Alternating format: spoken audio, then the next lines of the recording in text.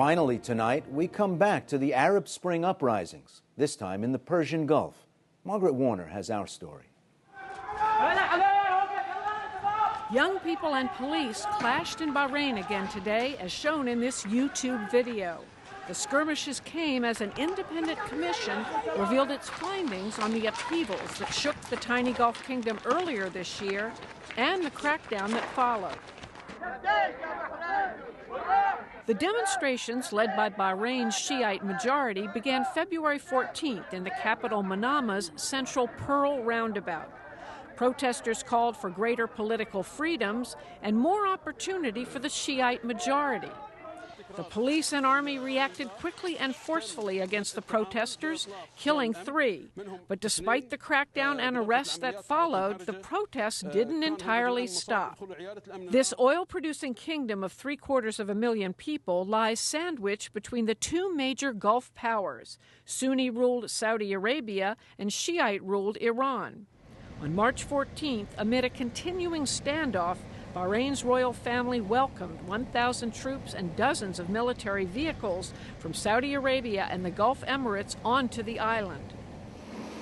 Within days, Bahraini forces drove all the protesters out of the roundabout, using bulldozers to clear the area, and even tore down the landmark Pearl Monument itself. A state of emergency was lifted in June, but political deadlock and sporadic protests continued.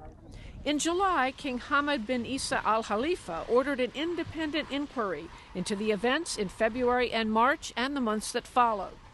Leading the investigation, Egyptian-American law professor Sharif Bassiouni, a veteran of United Nations human rights investigations.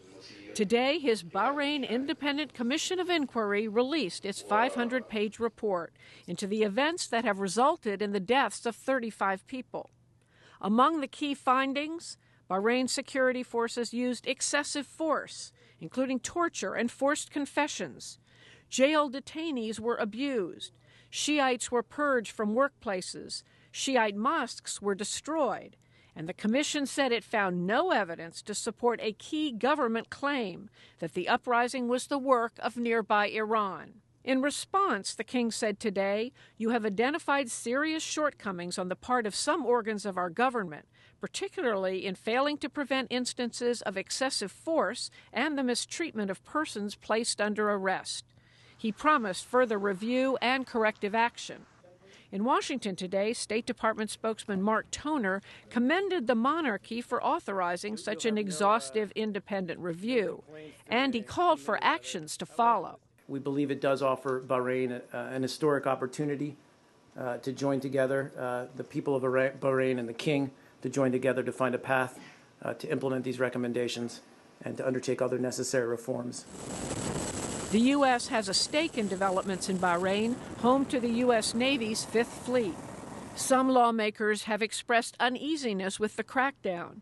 A proposed $53 million arms sale to Bahrain was put on hold pending release of today's report.